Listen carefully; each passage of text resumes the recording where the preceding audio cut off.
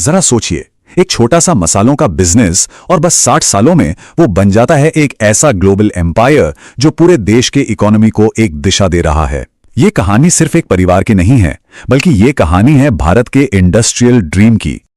तो चलिए इस सफर की शुरुआत करते हैं उस एक सोच से जिसने इस पूरे साम्राज्य की नींव रखी। और ये सिर्फ एक कोट नहीं है, ये वो आग थी, वो जुनून था जिसने धीरूभाई अंबानी को सच में कभी सोने नहीं दिया। तो सवाल यही है, आखिर गुजरात के एक छोटे से गांव से शुरू हुआ एक सपना दुनिया के सबसे बड़े एम्पायर्स में से एक बन कैसे गया? आइए आज इसी एक्स्ट्रॉर्डिनरी कहानी की परतें खोलते हैं। हर बड़ी कहानी की तरह इसकी भी एक शुरुआत है, और ये शुरुआत होती है धीरूभाई अंबानी से, एक ऐसे इंसान से जिसने ये साबित कर दिया कि सपनों की कोई लिमिट, कोई सीमा नहीं होती। धीरूभाई के जो शुरुआती साल थे ना, वो बहुत ही क्रूशल थे। जब वो यमन में एक पेट्रोल स्टेशन पे काम कर रहे थे, तो वो सिर्फ पेट्रोल नहीं बेच रहे थे, समझिए वो ग्लोबल ट्रेड, रिस्क और अपॉर्चुनिटी की नब्ज पकड़ रहे थे। और यही एक्सपीरियंस, यही सीख रिलायंस की नींव का पत्थर बनी। यहीं पर उनका असली जीनियस दिखता है। देखिए, स्ट्रैटेजी बड़ी सिंपल थी लेकिन पावरफुल।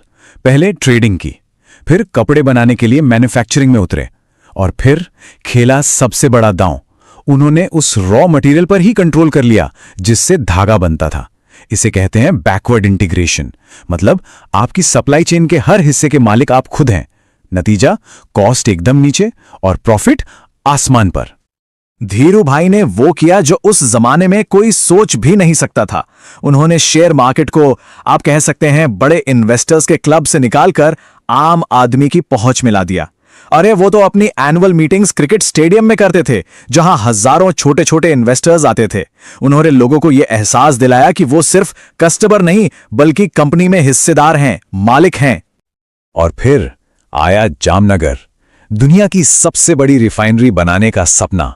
सोचिए कितना ऑडेशियस, कितना बड़ा सपना रहा होगा ये। इस एक प्रोजेक्ट ने रिलायंस को ग्लोबल एनर्जी मैप पर ऐसी जगह लाकर खड़ा कर दिया जहां से उसे इग्नोर करना नामुमकिन था। लेकिन जैसा कि हर साम्राज्य की कहानी में होता है, एक मोड़ आता है। 2002 में धीरूभाई के निधन के साथ रिलायंस एक नए और थोड़े अनिश्चित दौर में दाखिल हुआ।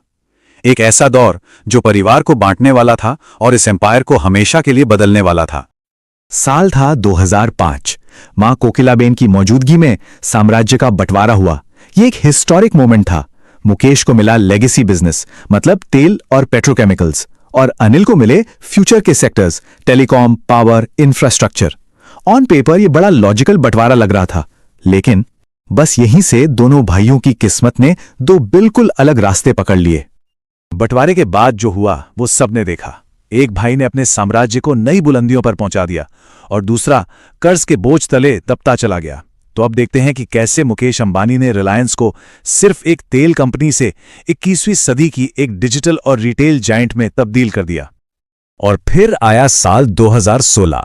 मुकेश अंबानी ने अपना सबसे बड़ा दांव खेला, जियो। देखिए, ये सिर्फ एक नया मोबाइल नेटवर्क नहीं था, ये एक सुनामी थी, एक डिजिटल रेवोल्यूशन था।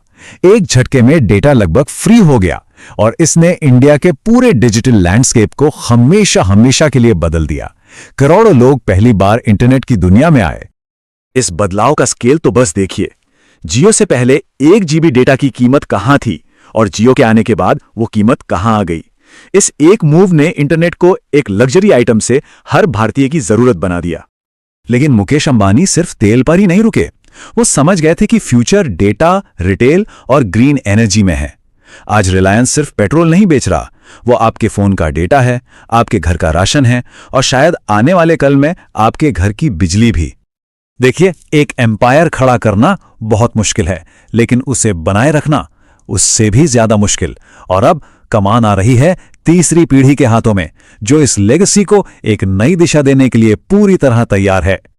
यहां सक्सेशन प्लानिंग एकदम क्रिस्टल क्लियर है।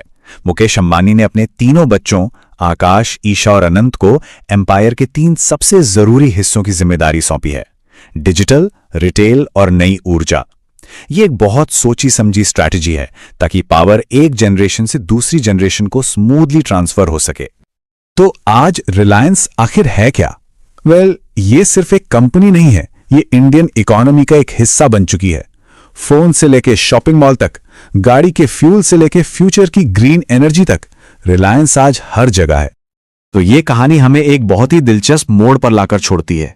एक कंपनी जो तेल से डेटा तक पहुंची, अब ग्रीन एनर्जी की तरफ जा रही है। अंबानी साम्राज्य का अगला चैप्टर क्या होगा, ये एक ऐसा सवाल है जिसका जवाब सिर्फ भारत ही नहीं बल्कि पूरी दुनिया देखना चाहेगी।